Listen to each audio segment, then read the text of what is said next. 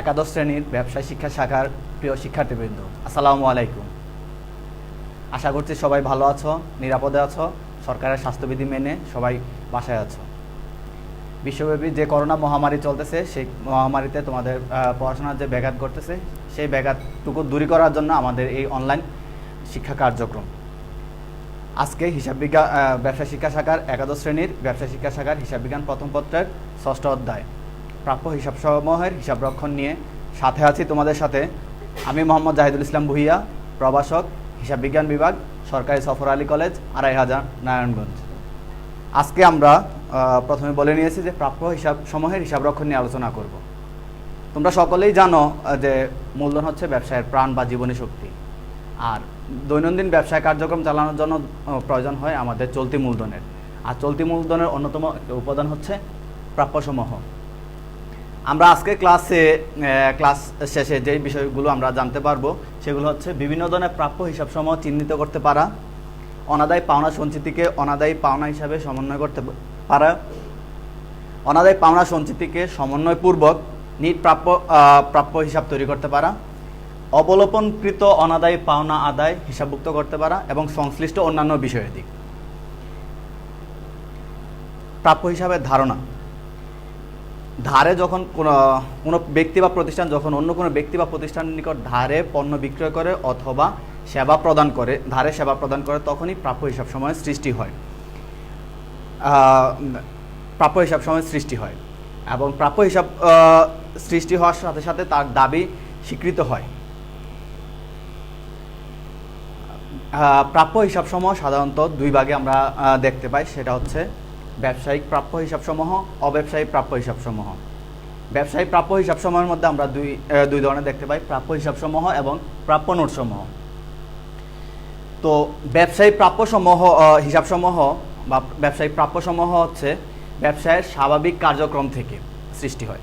ব্যবসায়ের স্বাভাবিক কার্যক্রম বলতে ব্যবসায়ের তোমরা যে ধারে পণ্য বিক্রয় করো অথবা ধারে সেবা প্রদান করো, সেগুলো থেকে ব্যবসায়িক প্রাপ্যসমূহ সৃষ্টি হয়।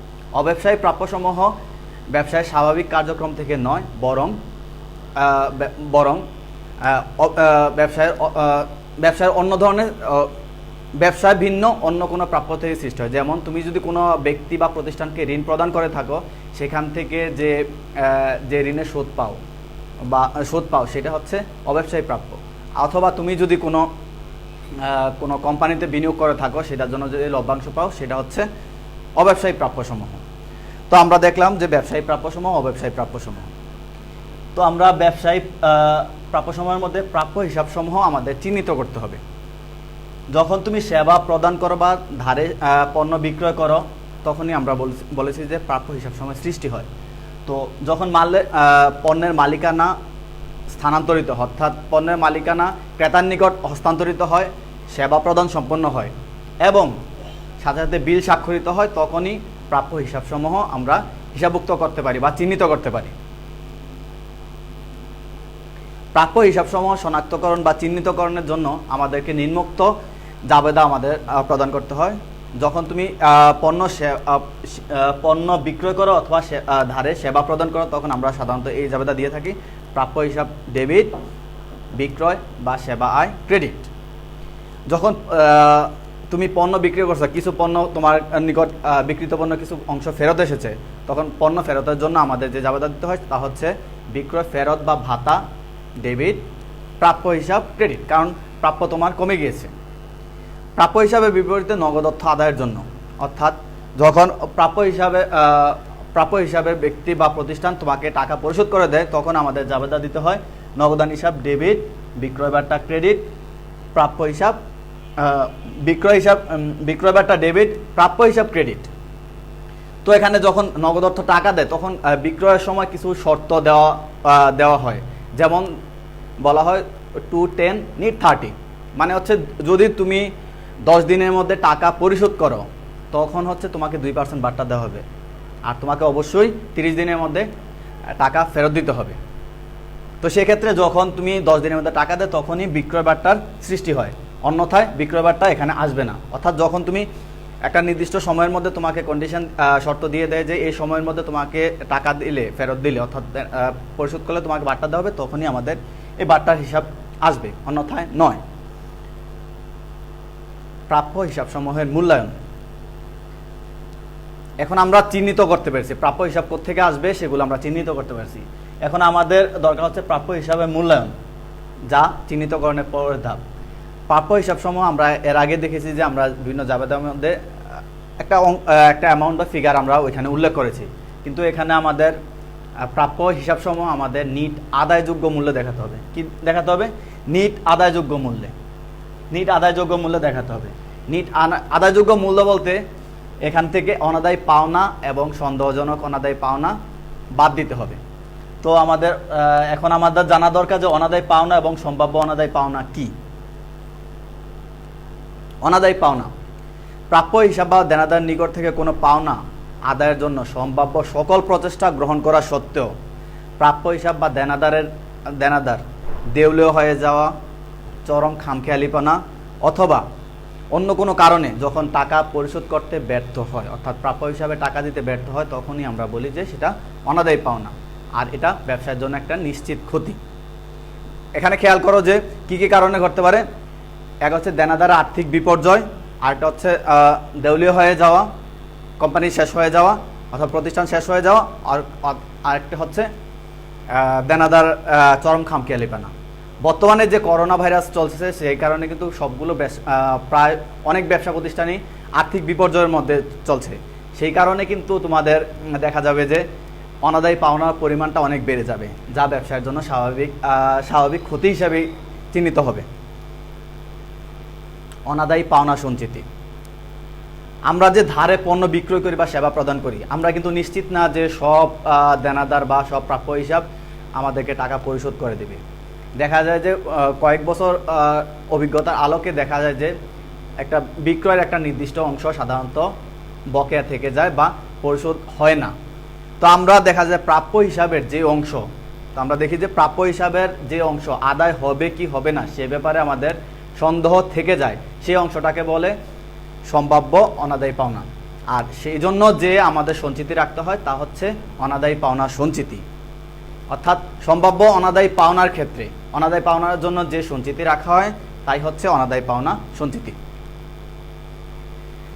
অনাদায়ী পাওনা এবং অনাদায়ী পাওনা সঞ্চিতি আমরা হিসাবভুক্ত করার জন্য দুই ধরনের পদ্ধতি রয়েছে। একটা হচ্ছে প্রত্যক্ষ অবলম্বন পদ্ধতি, আরেকটা হচ্ছে ভাতা বা সঞ্চিতি পদ্ধতি। প্রত্যক্ষ অবলম্বন পদ্ধতি হচ্ছে তোমাদের অনাদায়ী পাওনা বা অনাদায়ী পাওনাকে সরাসরি প্রাপ্য হিসাবে বিপরীতে, অর্থাৎ প্রাপ্য হিসাব থেকে বাদ দিয়ে নিট আদায়যোগ্য মূল্যে দেখানো হয়।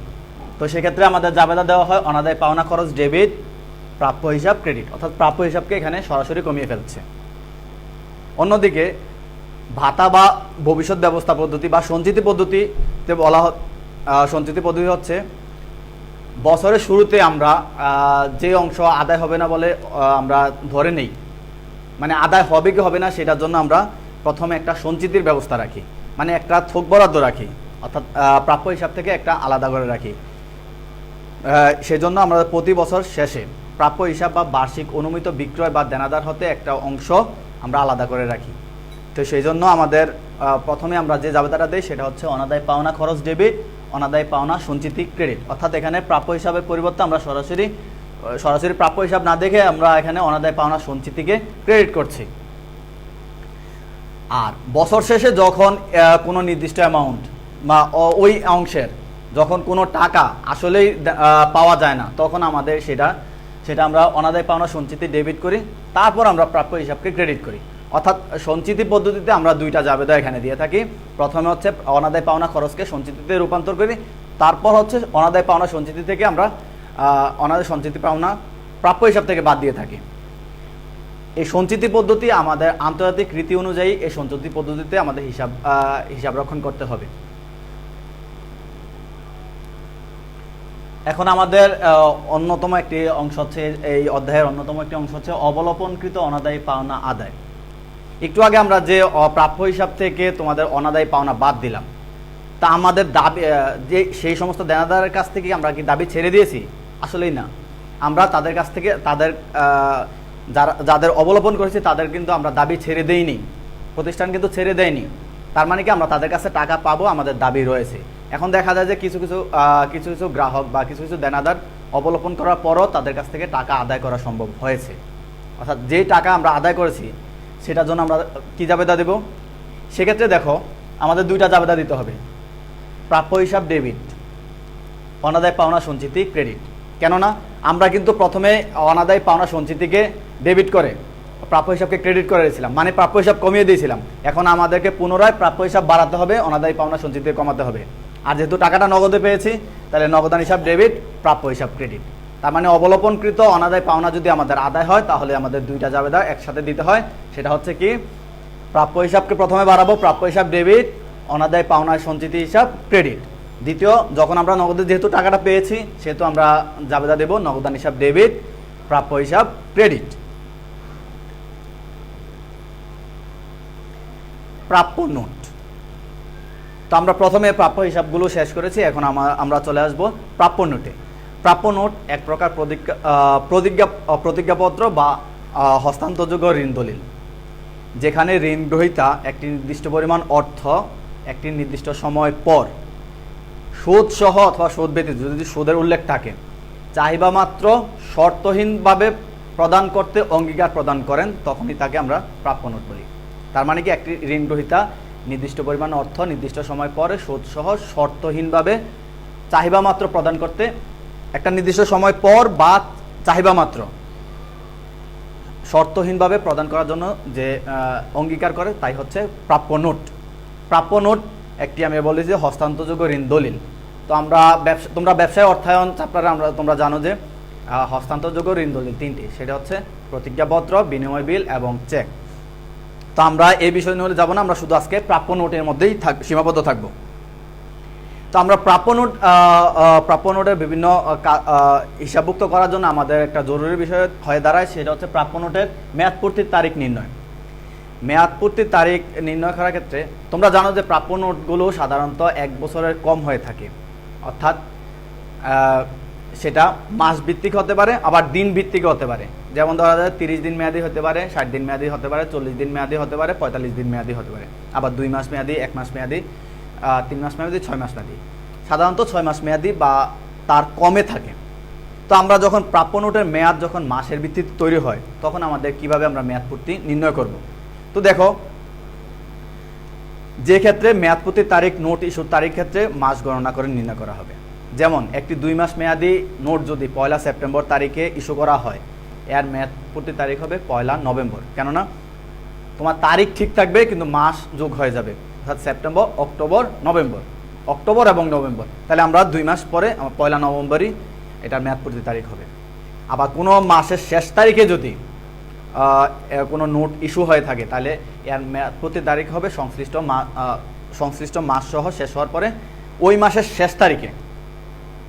তার মানে তোমাদেরকে বোঝানোর জন্য আমি একটা মৌখিকভাবে একটা বলি যে ধরো তুমি কোনো 2 মাস মেয়াদি একটি নোট 30শে এপ্রিল শেষ হয়েছে, তাহলে এটা কবে শেষ হবে? স্বাভাবিকভাবে জুন, এপ্রিল, মে মাস, জুনের 30 তারিখে গিয়ে তোমাদের মেয়াদপূর্তির তারিখ হবে। আবার প্রাপ্য নোটের মেয়াদকাল যদি দিন ভিত্তিক হয়, অর্থাৎ 30 দিন, 45 দিন, 60 দিন ভিত্তিক হয়, সেক্ষেত্রে তোমাদের মেয়াদপূর্তির তারিখ প্রকৃত দিন গণনা করে বের করতে হবে। এখন কি বলছি, দিন ভিত্তিক হলে প্রকৃত দিন মানে কত দিন গেল সেটা দিন ভিত্তিক গণনা করে তো আমাদের মেয়াদপূর্তির তারিখ নির্ণয় করতে হয়। তো মেয়াদপূর্তির তারিখ নির্ণয়ের ক্ষেত্রে আমাদের যে বিষয়টা খুব গুরুত্ব দিতে হবে সেটা হচ্ছে যেই দিন নোট ইস্যু হবে সেই দিনটি বাদ মেয়াদপূর্তির তারিখ অন্তর্ভুক্ত হবে, অর্থাৎ নোট ইস্যুর তারিখ বাদ যাবে, মেয়াদপূর্তির তারিখ অন্তর্ভুক্ত হবে। তা আমরা লাল কালি দিয়ে আমি তোমাদেরকে এটা বোঝানোর জন্য পরবর্তী আমরা যখন ব্যবহারিক সমস্যা করব আমাদের এই জিনিসটা মাথায় রাখতে হবে। তো আমরা কি বলছি, নোট ইস্যুর তারিখ বাদ যাবে কিসের জন্য? মেয়াদপূর্তির তারিখ নির্ণয়ের জন্য নোট ইস্যুর তারিখ বাদ দিতে হবে, মেয়াদপূর্তির তারিখ অন্তর্ভুক্ত করতে হবে। যেমন ধরো 17 তারিখ 60 দিন মেয়াদি একটি নোট ইস্যু করা হয়, 17ই মে, এর মেয়াদপূর্তির তারিখ আমাদেরকে নিম্নোক্তভাবে নির্ধারণ করতে হবে। তো আমাদের মোট মেয়াদ কত? 60 দিন। মে মাস বাদ দিলাম 14 দিন। কিভাবে? 17 তারিখ ইস্যু হয়েছে, তাহলে ইস্যুর তারিখ বাদ, তাহলে 17 দিন বাদ, তাহলে 31 থেকে 17 বাদ দিলে কত হয়? আমাদের 14 দিন বাকি। তাহলে মে মাস বাবদ আমাদের 14 দিন বাদ। আমাদের নোটের জন্য অবশিষ্ট মেয়াদ থাকে 46 দিন। 46 দিন থেকে আমাদের মে, জুন, জুন হচ্ছে আমরা জানি 30 দিনে, তাহলে 30 দিন বাদ দিলে আমাদের বাকি থাকবে কত? 16 দিন। তো সুতরাং প্রাপ্য নোটের মেয়াদকার তারিখ হবে 16 জুলাই, কেননা মেয়াদ পূর্তির তারিখ অন্তর্ভুক্ত হবে, সেই বিধায় আমাদের মেয়াদ পূর্তির তারিখ হবে এখানে 16 জুলাই। মেয়াদ পূর্তির তারিখ গণনার সাথে সাথে আমাদের প্রাপ্য নোটের ক্ষেত্রে সুদ গণনাও জানতে হবে। আমাদের ব্যবহারিক সমস্যাগুলো আমরা যখন সমাধান করব তখন আমাদের এই বিষয়গুলো খুব ভালোভাবে মাথায় রাখতে হবে। এখন সুদ গণনা করা হয় কোন ক্ষেত্রে?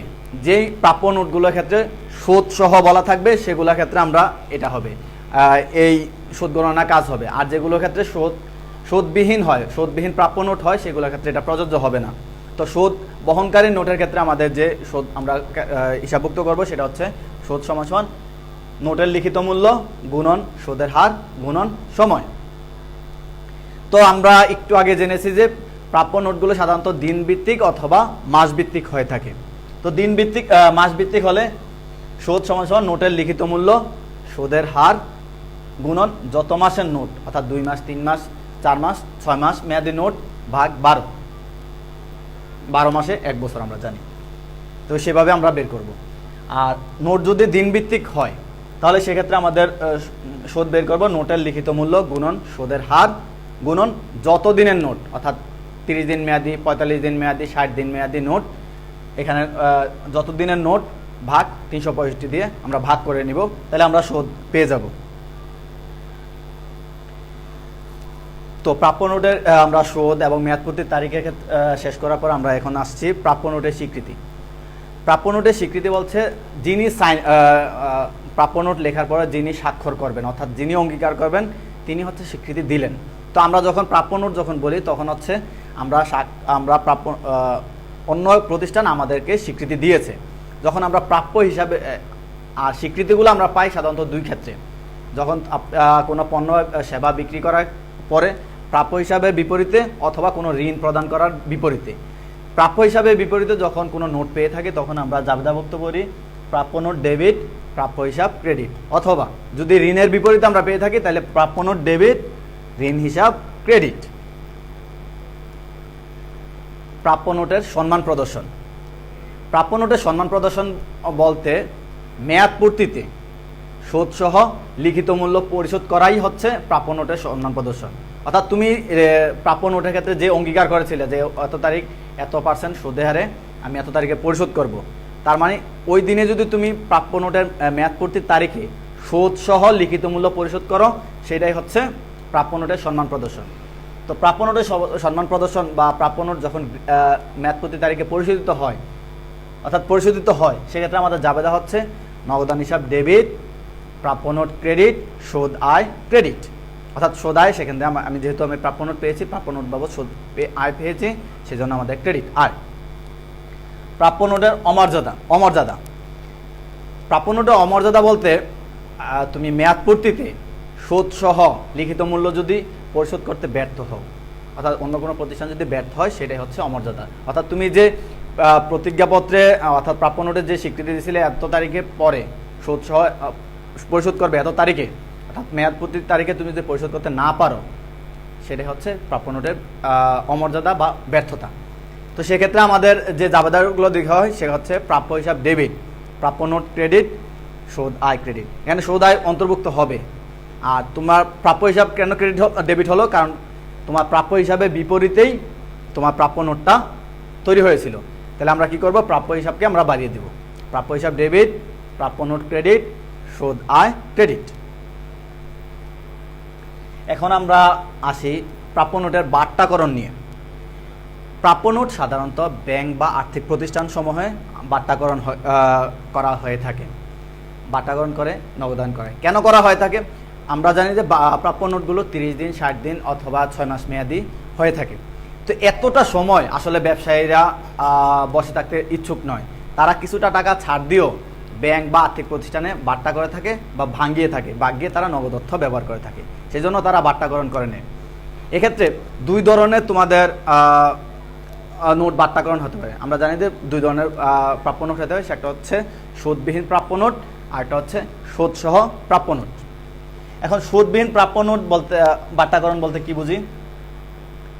নোটে লিখিত মূল্যের চেয়ে কম মূল্যে তুমি কোনো যদি ব্যাংক বা প্রতিষ্ঠানের আর্থিক প্রতিষ্ঠানের নিকট বিক্রি করে থাকো বা ভাঙিয়ে থাকো, সেটা হচ্ছে সুদবিহীন প্রাপ্য নোটের বাট্টাকরণ। অর্থাৎ লিখিত মূল্যের চেয়ে কম মূল্যে, অর্থাৎ যত টাকা কম মূল্যে দিয়েছো সেটা হচ্ছে বাট্টা।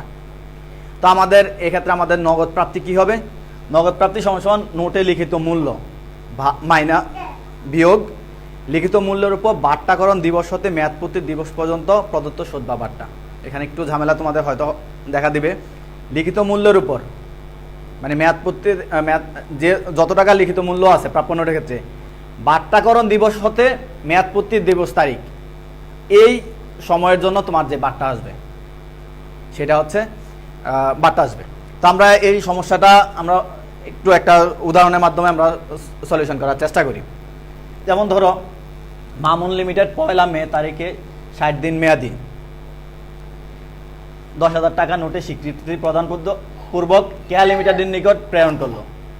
অর্থাৎ কি এখানে স্বীকৃতি দিয়েছে কে? মামুন লিমিটেড। কাকে দিয়েছে? কেয়া লিমিটেডকে। কেয়া লিমিটেড 16 মে 15% হারে প্রাপ্য নোটটি বাট্টা করলো। কেয়া লিমিটেডের বইতে প্রয়োজনীয় জাবেদা দাখিলা দেখাও। তো আমরা যখন আমরা কেয়া লিমিটেডের বই করব, অর্থাৎ কেয়া লিমিটেড প্রাপ্য নোট পেয়েছে, তো আমরা প্রথম জাবেদাটা কি দেব? প্রাপ্য নোট হিসাব ডেবিট, প্রাপ্য হিসাব ক্রেডিট। তো প্রথম জাবেদা নিয়ে আমাদের আশা করি কোনো সমস্যা নেই। দ্বিতীয় জাবেদাটা হচ্ছে ব্যাংক বা নগদান হিসাব ডেবিট, সুদ খরচ ডেবিট, প্রাপ্য নোট হিসাব ক্রেডিট 10,000 টাকা। তো আমাদের সুদ খরচ হিসাবটাই আমাদের এখন বের করতে হবে। তো আমরা দেখো যে কেয়া লিমিটেড 16 মে বাট্টা করেছে। তো আমাদের সুদ খরচ আমরা কীভাবে বের করি? লিখিত মূল্য 10,000 টাকা গুণন সুদের হার 15% গুণন 60 - 15। এখন একটু খেয়াল করো যে আমরা 16 মে হয়েছে, তাহলে আমরা 15 দিলাম কেন? কারণ হচ্ছে যখন তোমরা বাট্টা করবা, তো বাট্টা করবা সুদ হিসাবভুক্ত করবা, তখন হচ্ছে যে ইস্যুর তারিখ আমাদের অন্তর্ভুক্ত করতে হবে। অর্থাৎ সুদ গণনার ক্ষেত্রে ইস্যুর তারিখ অন্তর্ভুক্ত হবে, মেয়াদপূর্তির তারিখ বাদ যাবে। এটা ঠিক মেয়াদপূর্তির তারিখ নির্ণয়ের বিপরীত। অর্থাৎ এখানে মেয়াদপূর্তির ইস্যুর তারিখ যুক্ত হবে, মেয়াদপূর্তির তারিখ বাদ যাবে। তো সেই জন্য আমাদের 16 মে অন্তর্ভুক্ত হয়েছে। 16 মে অন্তর্ভুক্ত হয়েছে, তাহলে আমাদের বাদ যাবে কতদিন? 15 দিন। তাহলে 60 - 15, সেই জন্য হয়েছে 45 দিনের জন্য আমরা 365 ভাগ দিলাম, আমাদের টাকা আসলো 185 টাকা। তার মানে আমাদের সুদ খরচ বাবদ 185 টাকা হয়েছে। বাকি টাকাটা তোমরা 9,815 টাকা আমরা নগদে পেয়েছি। আশা করি এই জিনিসটা বুঝতে পেরেছো। তো আমরা এবার আসি সুদ সহ বাট্টাকরণ, সুদ সহ প্রাপ্য নোট বাট্টাকরণ। নোটে মেয়াদপূর্তির মূল্যের চেয়ে, এর আগে বলেছিলাম যে লিখিত মূল্য, এখানে একটু দেখা যায় নোটে মেয়াদপূর্তির মূল্যের চেয়ে কম মূল্যে নোট বিক্রি বা ভাঙানো। কার কাছে ভাঙাই? ব্যাংক বা আর্থিক প্রতিষ্ঠানের নিকট ভাঙানোটাকে বলতেছে সুদ সহ নোটের বাট্টাকরণ। এখানে আমাদের কয়েকটা শব্দ দেখতে হবে, সেটা হচ্ছে নোটের মেয়াদপূর্তির মূল্য। তো আমরা মেয়াদপূর্তির মূল্যটা আগে একটু দেখে নিই। মেয়াদপূর্তির মূল্য বলতেছে নোটের লিখিত মূল্য যোগ নোটের উপর প্রদত্ত সুদ বা নোটের উপর প্রদত্ত সুদ, যত টাকা সুদ দেওয়া হয়। তাহলে মেয়াদপূর্তির মূল্য কি? লিখিত মূল্য প্লাস নোটের উপর প্রদত্ত সুদ। তা আমরা দেখি এখানে নগদ প্রাপ্তি কি ঘটে? নোটের মেয়াদপূর্তির মূল্য, অর্থাৎ আমি 10,000 টাকা, সাথে হচ্ছে আমাদের 100 টাকা সুদ, তার মানে 10,100 টাকা। নোটের মেয়াদপূর্তির মূল্য হচ্ছে নোটের 10,100 টাকা মাইনাস মেয়াদপূর্তির মূল্যের উপর বাট্টাকরণ দিবস হতে মেয়াদপূর্তির দিবস পর্যন্ত যে বাট্টা প্রদত্ত সুদ বা বাট্টা। তাহলে আমরা একটা উদাহরণ দিয়ে আমরা এটা সমাধান করতে চেষ্টা করি। আমরা আগের উদাহরণটাই টানি যে 1 মে তারিখে 10% সুদে, এর আগের উদাহরণে কিন্তু পার্সেন্ট ছিল না। তার মানে এই উদাহরণে কি বলছে? মামুন লিমিটেড 1 মে তারিখে 10% সুদে 60 দিন মেয়াদি 10,000 টাকার নোটে স্বীকৃতি প্রদান করে কাকে প্রেরণ করলো? কেয়া লিমিটেডকে প্রেরণ করলো। কেয়া লিমিটেড 15 মে, কয় তারিখ করেছে? 15 মে 5% হারের প্রাপ্য নোটটি বাট্টা করে কেয়া লিমিটেডের বইতে প্রয়োজনীয় জাবেদা দাখিলা দেখাও। তাহলে আমরা এখানে নতুন একটা কি আসলো? 10% সুদে, সেটা নিয়ে আমরা একটু দেখি। তো আমাদের অ্যাজ ইউজুয়াল প্রথম জাবেদাটা একই, প্রাপ্য নোট হিসাব ডেবিট, প্রাপ্য হিসাব ক্রেডিট। এটা নিয়ে আমাদের কোনো সমস্যা নেই। সমস্যা হচ্ছে আমাদের 15 মে নিয়ে, দ্বিতীয় জাবেদাটা নিয়ে। তো আমরা দেখো এখানে কি লিখছি, ব্যাংক হিসাব বা নগদান হিসাব ডেবিট 10,100, প্রাপ্য নোট হিসাব এটা ডেবিট পাশে আছে, সেটা ডেবিট 33 টাকা আসবে না, সেটা হচ্ছে প্রাপ্য নোট হিসাব 10,000 টাকা আসবে। সুদ আয় হিসাব 100 টাকা 33 পয়সা। তো আমরা একটু পরে আমাদের ক্যালকুলেশনটা একটু দেখি যে আমাদের কিভাবে সুদ আয় হিসাব 100 টাকা 33 পয়সা আসলো, সেটা আমরা একটু দেখার চেষ্টা করি। আমরা গণনা কার্যটা একটু লক্ষ্য করি। আমাদের কি ছিল, নোটের লিখিত মূল্য ছিল 10,000 টাকা যোগ সুদ আয়, সুদ 10% মেয়াদি ছিল। কত দিনের জন্য ছিল? 60 দিন মেয়াদি। তা আমাদের এখানে 10%, 10,000 টাকা 10%, 60 দিন মেয়াদি আমরা যদি 365 দিন দ্বারা ভাগ করি, তাহলে আমাদের সুদ আয় বাবদ আসে এখানে 164 টাকা 38 পয়সা। তার মানে আমাদের নোটের মেয়াদ পূর্তির মূল্য কত? তাহলে আমার মেয়াদ পূর্তি মূল্য হচ্ছে 10,164 টাকা 38 পয়সা। তাহলে আমাদের নোটের মেয়াদ পূর্তির মূল্য আমরা পেয়ে গেলাম। তা আমরা বলেছিলাম যে নগদ প্রাপ্তি সমান সমান কি, মেয়াদ পূর্তির মূল্য মাইনাস নোটের বাট্টাকরণ দিবস হতে মেয়াদ পূর্তি দিবস পর্যন্ত যে বাট্টা বা সুদ। তা আমরা এখন সুদের ক্ষেত্রে আসি, মেয়াদ পূর্তির মূল্যের উপর। নোটের মেয়াদ পূর্তির মূল্যের উপর আমাদের কত পার্সেন্ট বাট্টা? 5% বাট্টা। তা আমরা হিসাবভুক্ত করি এইভাবে, 10,164 আমরা এই ফিগারটা এখান থেকে আনলাম, ইন্টু 5%, মাইনাস হচ্ছে 60 মাইনাস 14, যেহেতু 60 দিন মেয়াদি। আর আমরা এটা বাট্টা করেছি কয় তারিখে? 15 তারিখে। তার মানে 15 তারিখ আমাদের অন্তর্ভুক্ত হবে, তার মানে 14 দিন আমাদের বাদ যাবে। তাহলে আমাদের হচ্ছে কত? 46 দিনের জন্য আমাদের বাট্টা সুদ দিতে হবে, বাদ 365, 5% হারে। তা আমরা এই হিসাবটা করে আমরা দেখলাম যে আমাদের বাট্টা বাবদ আমাদের খরচ হচ্ছে 64 টাকা, আর এখানে সুদ আয় বাবদ হচ্ছে 164 টাকা। তার মানে নগদ প্রাপ্তি করতেছে। এই প্রাপ্য নোট আমি যদি ব্যাংক বা আর্থিক প্রতিষ্ঠানে বাট্টা করি, ভাঙাই, তাহলে আমাদের নগদ প্রাপ্তি মেয়াদ পূর্তির মূল্য মাইনাস বাট্টা সমান সমান 10,100.33 টাকা। তাহলে আমাদের নিট সুদ আয় হচ্ছে 100 টাকা 33 পয়সা। তা আমাদের যে এখনো যদি সুদ সহ বাট্টা হয়, তখন আমাদের কি করতে হবে? প্রথমে আমাদের মেয়াদ পূর্তির মূল্য বের করতে হবে। মেয়াদ পূর্তির মূল্য বের করার পরে আমাদের সুদের অঙ্ক, সুদের পরিমাণটা মেয়াদ পূর্তির মূল্যের উপরে পার্সেন্টেজ দ্বারা বের করে, তা আমাদের নিট আয়, নগদ প্রাপ্তি এবং নিট আয় বা নিট ব্যয় হতে পারে, সেগুলো আমরা বের করব। তো আমরা আশা করছি যে আমাদের প্রাপ্য হিসাব সময় হিসাব রক্ষণ নিয়ে যে আমরা আলোচনা করলাম, তাত্ত্বিক আলোচনা করলাম, সেগুলো তোমাদের বুঝতে সহায়তা করবে। তো আমরা এখন আজকে দুইটি ব্যবহারিক সমস্যা, দুইটি সৃজনশীল সমস্যার সমাধান করে আজকে ক্লাস শেষ করব। তো প্রথম সমস্যার দিকে আমরা একটু তাকাই। মাহি অ্যান্ড কোং এর হিসাবকাল অর্থ বছরান্তে শেষ হয় 2016 সালের 1 জুলাই তারিখে। মাহি অ্যান্ড কোং এর প্রাপ্য হিসাবে ব্যালেন্স ছিল তোমাদের 1 লাখ টাকা। উক্ত অর্থ বছরের নির্বাচিত লেনদেনসমূহ নিম্নে দেওয়া হলো। 1 জুলাই তারিখে কি ছিল? রাজু অ্যান্ড কোং এর নিকট হতে 20,000 টাকার একটি 4 মাস মেয়াদী একটি প্রাপ্য নোট পাওয়া গেল, যার সুদের হার 12%। 2 নাম্বার জাবেদা কি? 2 নাম্বার আমাদের লেনদেনটা কি ছিল? রাজু অ্যান্ড কোং এর নিকট প্রাপ্য নোটের টাকা সুদ সহ পাওয়া গেল। 3 নাম্বার হচ্ছে নভেম্বর 1 তারিখে জাহিদের নিকট 30,000 টাকা পণ্য বিক্রয় করে 90 দিন মেয়াদি একটি নোট পাওয়া গেল, যার সুদের হার 10%। 31 ডিসেম্বর তারিখে জাহিদের প্রাপ্য নোটের উপর সুদ প্রাপ্য হলো, সমন্বয় দাখিলা প্রযোজ্য। তা আমাদের কি করতে হবে? আমাদের করতে হবে জাহিদের প্রাপ্য নোটটি মেয়াদ পূর্তির তারিখ নির্ণয় করা। আমরা এর আগে মেয়াদ পূর্তির তারিখ কীভাবে নির্ণয় করতে হবে সেটা আমরা দেখেছি। তো আমরা এখন সমাধান করার চেষ্টা করব। দ্বিতীয় হচ্ছে উপযুক্ত লেনদেনগুলোর প্রয়োজনীয় জাবেদা দাখিলা দেখাও। উপযুক্ত তথ্যের ভিত্তিতে প্রাপ্য হিসাব ও প্রাপ্য নোট হিসাব প্রস্তুত করো। তো আমরা একটা একটা করে আমরা সমাধান করার চেষ্টা করি। তো আমাদের প্রশ্নটা আমাদের একটু আবার মাথায় রাখবো সমাধান করার জন্য। আমরা জাহিদের নোটটা কয় দিনে ছিল? জাহিদের নোটটা আছে মেয়াদ পূর্তির তারিখ ছিল 90 দিনের জন্য, বাদ নভেম্বর 29 দিন। 1 নভেম্বর ইস্যু হয়েছিল। তার মানে কি? আমরা বলেছিলাম যে ইস্যুর তারিখ বাদ মেয়াদ পূর্তির তারিখ অন্তর্ভুক্ত হবে। সেজন্য নভেম্বরের 1 তারিখ ইস্যু হয়ে থাকলে তাহলে নভেম্বরের প্রথম দিন বাদ, তাহলে বাকি থাকে কত দিন? 29 দিন। সেজন্য নভেম্বর 30 মাইনাস 1, 29 দিন আমরা হিসাবভুক্ত করব। তাহলে অবশিষ্ট থাকে 61 দিন। বাদ যাবে কত? ডিসেম্বর কত দিনের? ডিসেম্বর হচ্ছে তোমাদের 31 দিনের। তার বাকি থাকবে কত? 30 দিন। তাহলে আমরা বলতে পারি যে 30 জানুয়ারি জাহিদের এটা মেয়াদ পূর্তির তারিখ হবে, অর্থাৎ জাহিদের প্রাপ্য নোটের মেয়াদ পূর্তির তারিখ হবে 30 জানুয়ারি 2017। আশা করছি বুঝতে পারছো। তো আমরা এখানে নোটে আমি বারবার একই কথা বলতেছি যে মেয়াদপূর্তি তারিখ নির্ণয়ের ক্ষেত্রে যেদিন নোট ইস্যু হবে সেই দিন বাদ যাবে, ইস্যু তারিখ বাদ, আর যেদিন আমরা মেয়াদপূর্তি তারিখটা অন্তর্ভুক্ত হবে, সেই জন্য নভেম্বর মাস আমরা 29 দিন ধরেছি। তো আমরা দ্বিতীয় সৃজনশীল প্রশ্নের খ অংশে চলে যাই। খ অংশের মধ্যে আমাদের বলা হয়েছিল সাধারণ জাবেদা তৈরি করা।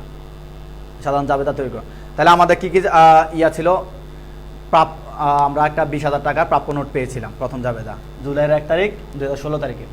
তাহলে প্রাপ্য নোট হিসাব ডেবিট, রাজু অ্যান্ড কং হিসাব ক্রেডিট 20,000 টাকা, রাজু অ্যান্ড কং বা প্রাপ্য হিসাব ক্রেডিট, প্রাপ্য নোট ডেবিট, প্রাপ্য হিসাব ক্রেডিট। তো আমাদের নভেম্বর 1 তারিখে আমরা সুদ সহ টাকা পেয়ে গেছিলাম, কার কাছ থেকে? রাজু অ্যান্ড কং এর কাছ থেকে টাকা পেয়ে গেছিলাম। তাহলে নগদান হিসাব ডেবিট 20,800, প্রাপ্য নোট হিসাব ক্রেডিট, সুদ আয় হিসাব ক্রেডিট। তো আমরা দেখি আমাদের এখানে 800 টাকা কিভাবে আসলো, সেটা আমরা একটু পিছনে দেখে আসি।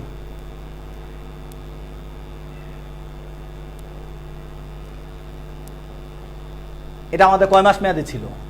আমরা যদি সুদের হার আমরা একটু আগে নির্ণয় করা শিখেছি, সেইভাবে আমরা এটা 800 টাকা বের করেছি, ঠিক আছে। তো নভেম্বর 1 তারিখ কার কাছ থেকে পেয়েছি? জাহিদের নিকট পেয়েছি। তাহলে প্রাপ্য হিসাব ডেবিট, বিক্রয় হিসাব ক্রেডিট, তার কাছে 30,000 টাকা পণ্য বিক্রয় করার জন্য আমরা এটা পেয়েছি। তাহলে প্রাপ্য হিসাব ডেবিট, বিক্রয় হিসাব ক্রেডিট। নভেম্বরের 1 তারিখ এই প্রাপ্য হিসাবের পরিবর্তে আমরা প্রাপ্য নোট একটা পেয়েছি। তাহলে প্রাপ্য নোট হিসাব ডেবিট 30,000 টাকা, প্রাপ্য হিসাব ক্রেডিট 30,000 টাকা। কেননা ওই দিন মাল বিক্রয় করার পরবর্তী সময়ই সাথে সাথে একটা নোট আমরা পেয়েছিলাম, সেজন্য হচ্ছে প্রাপ্য নোট হিসাব ডেবিট, প্রাপ্য হিসাব ক্রেডিট। এখন আমাদের ডিসেম্বরের 31 তারিখে একটা সমন্বয় জাবেদা দাখিলা দেওয়ার কথা বলা হয়েছিল বা প্রযোজ্য হবে এটা বলা হয়েছিল, কেননা আমাদের এই প্রাপ্য নোটটি আমাদের মেয়াদপূর্তি হবে 30শে জানুয়ারি, কিন্তু 30শে জানুয়ারি 2016 সালে হিসাব সমন্বয় করার জন্য অথবা সমাপ্তি করার জন্য আমাদের এই যতদিন বাকি আছে এতদিনের জন্য আমাদের সুদ হিসাবভুক্ত করতে হবে, অর্থাৎ প্রাপ্য সুদ আমাদের এই বাকি দিনের জন্য হিসাবভুক্ত করে রাখতে হবে, অর্থাৎ 31শে ডিসেম্বর তারিখ পর্যন্ত যত সুদ তা আমাদের হিসাবভুক্ত করে রাখতে হবে। সেজন্য হচ্ছে প্রাপ্য সুদ হিসাব ডেবিট, সুদ আয় ক্রেডিট 501 টাকা। এখন 501 টাকা কিভাবে হলো সেটা আমরা হিসাব পরবর্তীতে আমরা গণনা কার্য করে তোমাদেরকে দেখিয়ে দিচ্ছি। নোট 2, এখন বলা হয়েছে সুদ নির্ণয়ের ক্ষেত্রে যেদিন নোট ইস্যু হবে সেই দিনটি গণনার ক্ষেত্রে অন্তর্ভুক্ত হবে, অর্থাৎ মেয়াদপূর্তি তারিখ বাদ যাবে। তো সেই জন্য নভেম্বর মাস নভেম্বর মাস 1 তারিখে ইস্যু হয়েছে, তাহলে মানে প্রথম তারিখ আমাদের হিসাবভুক্ত করতে হবে। তাহলে নভেম্বর মাস কত দিন? 30 দিন। ডিসেম্বর মাস কত দিন গেল? 31 দিন। তার মানে আমাদের 61 দিনের সুদ হিসাব করতে হবে, ঠিক আছে। 61 দিনের জন্য সুদ কিভাবে আমরা হিসাব করব? 30,000 ইন্টু 10% হারে ইন্টু হচ্ছে 61 ভাগ 100 ভাগ 365। 365 দিনে 1 বছর আমরা জানি, তার মানে এখানে আমরা 61 দিনের সুদ, প্রাপ্য সুদ আমরা হিসাবভুক্ত করলাম। তাহলে আমাদের এখানে টাকা আসে 501 টাকা 33 পয়সা। তো আমরা 33 পয়সা বাদ দিয়ে 501 টাকা এর জন্য খাচ্ছি। তাহলে আমাদের প্রাপ্য সুদ 501 টাকা, প্রাপ্য সুদ আয় 501। তো তোমরা আমরা যেহেতু জাবেদাভুক্ত করতে পেরেছি, তা আমরা আশা করছি যে আমাদের প্রাপ্য হিসাব এবং প্রাপ্য নোট হিসাবও আমরা করতে পারবো। তো প্রাপ্য হিসাবের ক্ষেত্রে হচ্ছে আমরা যখন মাল বিক্রয় করেছি তখন প্রাপ্য হিসাবের ক্ষেত্রে বিক্রয়ের জন্য আমরা ডেবিট করেছিলাম, এটার জন্য আমরা পেয়েছিলাম বিক্রয় হিসাব 30,000 টাকা। তাহলে আমাদের ডেবিট ব্যালেন্স প্রথমটার জন্য 30,000 টাকা। দ্বিতীয়র ক্ষেত্রে জুলাই 1 তারিখে এটা যখন আমরা প্রাপ্য নোট হিসাবে কনভার্ট করে ফেলেছি, তখন প্রাপ্য নোটের পরিবর্তে প্রাপ্য হিসাবের পরিবর্তে যখন আমরা প্রাপ্য নোট একটা পেয়েছিলাম, তখন প্রাপ্য হিসাব ক্রেডিট হয়ে যাচ্ছে 30,000 টাকা। কিসের জন্য? প্রাপ্য নোট হিসাবের জন্য। তার মানে প্রথমে ডেবিট হয়েছিল, তারপর ক্রেডিট হয়েছে, তার মানে আমাদের প্রাপ্য হিসাবে ব্যালেন্স শূন্য। এখানে ডেবিট ব্যালেন্স বা ক্রেডিট ব্যালেন্স কোনোটাই নেই। তারপর আমরা চলে আসি প্রাপ্য নোট হিসাবে। প্রাপ্য নোট হিসাবে কি 2016 সালের জুলাই 1 তারিখে আমরা প্রাপ্য নোট পেয়েছিলাম কত টাকা? রাজু অ্যান্ড কোং এর কাছ থেকে 20,000 টাকা। তাহলে আমরা ডেবিট ব্যালেন্স প্রাপ্য নোটের জন্য 20,000 টাকা। আমরা যখন প্রাপ্য নোটের বিপরীতে আমরা নগদ টাকা পেয়ে গেছিলাম, তাহলে নগদ টাকা যখন পেয়ে গেছি তখন আমাদের নগদান ক্রেডিট। প্রাপ্য নোট আমরা ক্রেডিট করেছিলাম, তার কিসের বিপরীতে? নগদান হিসাবে বিপরীতে 20,000 টাকা। তার মানে আমাদের এখানে ব্যালেন্স শূন্য দাঁড়ালো। আমরা দ্বিতীয় একটা প্রাপ্য নোট পেয়েছিলাম জাহেদের নিকট, যে আমরা মাল বিক্রি করেছিলাম, সেই জন্য আমরা একটা প্রাপ্য হিসাব তৈরি হয়েছিল। প্রাপ্য হিসাবের বিপরীতে আমরা একটা প্রাপ্য নোট পেয়েছিলাম। তো সেই জন্য হচ্ছে নভেম্বর 1 তারিখে 30,000 টাকা একটা প্রাপ্য নোট ছিল।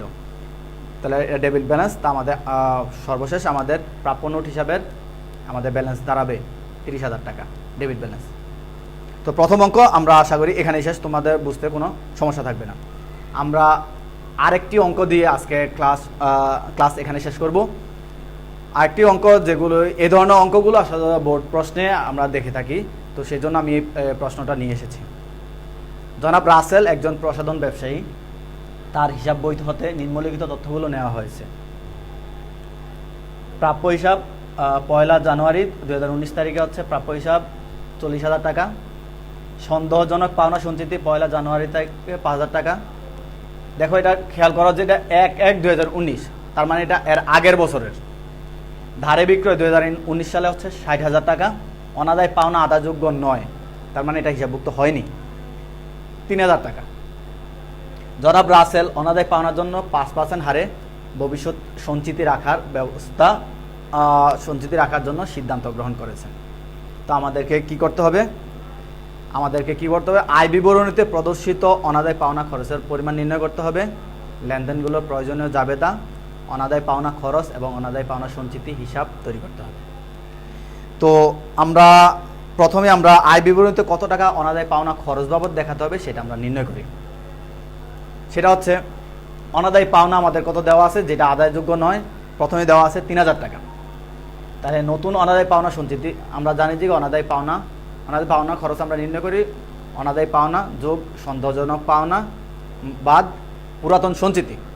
তা আমাদের অনাদায় পাওনা দেওয়া আছে 3,000 টাকা। নতুন অনাদায় পাওনা সঞ্চিতির পরিমাণ কত হবে? সেখানে বলা হয়েছে, আমাদের শেষে বলা হয়েছে 5% ভবিষ্যৎ সঞ্চিতি রাখার জন্য আমাদের সিদ্ধান্ত দেওয়া হয়েছে। তা আমাদের প্রাপ্য হিসাব ছিল, প্রথমে ছিল 60,000 টাকা, 40,000 টাকা। আর 2019 সালে ধারে বিক্রয় বাবদ সৃষ্টি হয়েছিল 60,000 টাকা। টোটাল হচ্ছে আমাদের কত? 1 লাখ টাকা। তো 1 লাখ টাকা থেকে আমাদের কিন্তু প্রথম এই যে 3,000 টাকা আমাদের আদায়যোগ্য নয়, তাহলে এই 3,000 টাকা বাদ দিয়ে বাকি 97,000 টাকার উপরে আমাদের 5% সন্দেহজনক পাওনা সঞ্চিতি রাখতে হবে, এটা নতুন। তাহলে এই 5% আমাদের দাঁড়ায় 4,850 টাকা। তাহলে আমাদের মোট দাঁড়ায় 7,850। এখন আমাদের পুরাতন সঞ্চিতি কত দেওয়া আছে? আমাদের প্রশ্নের মধ্যে পুরাতন সঞ্চিতি বাবদ দেওয়া আছে 5,000 টাকা। আর বাকি তাহলে আমাদের অনাদায় পাওনা খরচ, যেটা আয় বিবরণীতে প্রদর্শন করতে হবে, তা হচ্ছে 2,850। অর্থাৎ আমাদের আয় বিবরণীতে অনাদায় পাওনা খরচ বাবদ 2,850 টাকা দেখাতে হবে। তা আমরা দ্বিতীয় অংশে চলে আসি। দ্বিতীয় অংশে হচ্ছে আমাদের জাবেদা করতে বলা হয়েছে। তো আমরা জাবেদাগুলো সৃষ্টি হয়েছে কোত্থেকে? আমরা এখানে একটা জাবেদা দেখো যে ধারে পণ্য বিক্রয়, এটা লেনদেন আকার দেওয়া আছে, এটা কোনো ব্যালেন্স দেওয়া নেই। সেজন্য আমরা প্রথম জাবেদাটা হবে বিক্রয়ের জন্য। কী বাবদ বিক্রি হয়েছে? যেহেতু ধারে বিক্রি করেছে, তাহলে হচ্ছে আমরা প্রাপ্য হিসাব ডেবিট, বিক্রয় হিসাব ক্রেডিট। কত টাকা? 60,000 টাকা। তাহলে ধারে বিক্রয় হিসাবভুক্ত করা হলো। তো ডিসেম্বরের 31 তারিখে এসে আমরা দেখতেছি যে আমাদের বলা হয়েছিল যে 3,000 টাকা আদায়যোগ্য নয়। সেটার জন্য আমাদের জাবেদা কি? অনাদায় পাওনা সঞ্চিতি ডেবিট, প্রাপ্য হিসাব ক্রেডিট। আমরা কিন্তু সবসময় কি পদ্ধতিতে করব? এখানে আন্তর্জাতিক হিসাব রীতি অনুযায়ী সঞ্চিতি পদ্ধতিতে করব। আর সঞ্চিতি পদ্ধতিতে আমি বলছিলাম যে কখন আমরা প্রাপ্য হিসাবকে সরাসরি চার্জ করব, যখন তুমি নিশ্চিত হতে পারবা যে যে অংশ প্রাপ্য হিসাবে যে অংশ আদায়যোগ্য নয়, যেটা নিশ্চিত হতে পারবা, তখনই আমরা প্রাপ্য হিসাবে আমরা ট্রান্সফার করব। তাই সেজন্য অনাদায় পাওনা সঞ্চিতি 3,000 টাকা, প্রাপ্য হিসাব 3,000 টাকা। এবার আসো, আমরা যখন অনাদায় আয় বিবরণীতে আমরা কত টাকা দিয়েছিলাম, প্রদর্শন করতে হবে, দেখিয়েছিলাম 2,850 টাকা। সেটা কিন্তু নিশ্চিত নয়, মানে এটা কিন্তু অনুমিত, এই অংশটা অনুমিত। সেজন্য আমরা কি করছি? অনাদায় পাওনা খরচকে আমরা অনাদায় পাওনা সঞ্চিতিতে দেখাতে হবে আন্তর্জাতিক হিসাব রীতি অনুযায়ী। তাহলে প্রথমে এই জাবেদাটা কি হবে? অনাদায় পাওনা খরচ ডেবিট, অনাদায় পাওনা সঞ্চিতি ক্রেডিট। কত টাকা? 2,850 টাকা। সেই টাকাটা আমরা যে পাওনা সঞ্চিতি বাবদ খরচ বাবদ বের করেছিলাম, সেটা এখানে আসবে। এখন অনাদায় পাওনা খরচটা আমরা কোথায় দেখাই? এটা আমরা আয় বিবরণীতে নিয়ে আমরা দেখাই। আয় বিবরণীতে তাহলে আমরা ডিসেম্বর 31 তারিখ আরেকটি জার্নাল হবে আয় সারাংশ ডেবিট, অনাদায় পাওনা খরচ ডেবিট, এই 2850 টাকা। অর্থাৎ অনাদায় পাওনা খরচ বাবদ আয় বিবরণীতে আমাদের যাবে 2850 টাকা। সেজন্য আমাদের দুইটা তালিকা দিতে হচ্ছে। আশা করছি এখানে এটা বুঝতে পেরেছ। তো আমাদের গ নাম্বার সৃজনশীল প্রশ্নে আমাদের গ অংশে ছিল যে অনাদায় পাওনা খরচ এবং অনাদায় পাওনা সঞ্চিতি হিসাব তৈরি করা। তো এই হিসাব তৈরি করার জন্য আমাদের অনাদায় পাওনা খরচ কি, আমরা যে জাবেদাগুলো তৈরি করেছি সেখান থেকে দেখো আমাদের অনাদায় পাওনার জন্য প্রথম করেছিলাম অনাদায় পাওনা সঞ্চিতিকে ডেবিট করেছিলাম। তাহলে অনাদায় পাওনা সঞ্চিতি এখানে অনাদায় পাওনা খরচকে আমরা ডেবিট করেছিলাম 2850 টাকা। তার মানে ডেবিট ব্যালেন্স 2850। আর এই টাকাটা আমরা কোথায় সমন্বয় করেছিলাম, সেই টাকাটা আমরা সমন্বয় করেছিলাম আয় সারাংশ হিসাবে। আয় সারাংশ হিসাবে সেখানে ক্রেডিট করে দিই, আয় সারাংশ হিসাবে অনাদায় পাওনা ক্রেডিট করে দিচ্ছি। তার মানে আমাদের অনাদায় পাওনা খরচ বাবদ বছর শেষে আমাদের ব্যালেন্স দাঁড়াবে শূন্য। কেন শূন্য দাঁড়াবে? তোমরা জানো যে কোনো নামিক হিসাবে বছর শেষে যে কোনো নামিক হিসাবে ব্যালেন্সগুলো সাধারণত আয় সারাংশ হিসাবে অথবা উদ্ধৃতপত্রে আমাদের স্থানান্তরিত হয়। সেজন্য নামিক হিসাবগুলোর ব্যালেন্স সবসময় শূন্য দাঁড়ায়। আমরা এখন আসবো অনাদায় পাওনা সঞ্চিতি হিসাবে। অনাদায়ী পাওনা সঞ্চিতিতে আমাদের পুরাতন সঞ্চিতি দেওয়া ছিল আমাদের 5000 টাকা। আমরা প্রশ্নের মধ্যে এটা পেয়েছি ব্যালেন্স বিএফ আকারে 1 জানুয়ারি 2019 তারিখে 5000 টাকা। তো বছর শেষে আমাদের প্রাপ্য হিসাব বাবদ কত টাকা অনাদায়ী পাওনা সঞ্চিতি তৈরি হয়েছিল? 3000 টাকা। আমাদের যে সেই টাকাটা আমাদের অনাদায় আদায়যোগ্য নয় বলে বলা হয়েছিল। তাহলে আমাদের ব্যালেন্স দাঁড়াচ্ছে হচ্ছে ক্রেডিট ব্যালেন্স 2000 টাকা। বছর শেষে আমরা যখন বলছি যে 2800 টাকা আমাদের অনাদায় পাওনা খরচ বাবদ বের করতে হবে, বের করলাম, তখনই সেটার জন্য অনাদায় পাওনা সঞ্চিতিকে অনাদায় পাওনা সঞ্চিতি ডেবিট করেছিলাম, ক্রেডিট করেছিলাম। সেই জন্য অনাদায় পাওনা সঞ্চিতির পরিবর্তে আমাদের বিপরীত হিসাব অনাদায় পাওনা 2850 টাকা। তার মানে 2000 সাথে 2850 যোগ করলে 4850। এটা হচ্ছে আমাদের বছর শেষে অনাদায় পাওনা, এটা ব্যালেন্স। তো আশা করছি তোমাদের এই অনলাইন ক্লাসে তোমরা কিছুটা বুঝতে সক্ষম হয়েছ। তো তোমাদের যদি বিষয় সম্পর্কে অর্থাৎ এই অধ্যায় সম্পর্কে তোমাদের যদি কোনো প্রশ্ন থাকে তো আমি আমার এই পেজে তোমরা কমেন্ট সেকশনে তোমরা কমেন্টস করবে, আমি যথাসম্ভব উত্তর দেওয়ার চেষ্টা করব। তো করোনাকালীন মাঝে মাঝে করোনার এই সময়ে তোমরা ভালো থেকো, সুস্থ থেকো এবং আশা করছি পরবর্তীতে আরও একটি নতুন অধ্যায় নিয়ে তোমাদের সামনে হাজির হব। এই বলে এখানে শেষ করছি। তোমরা ভালো থেকো, সবাই সুস্থ থেকো, নিরাপদ থেকো, সরকারের স্বাস্থ্যবিধি মেনে নিরাপদ থাকো। আসসালামু আলাইকুম।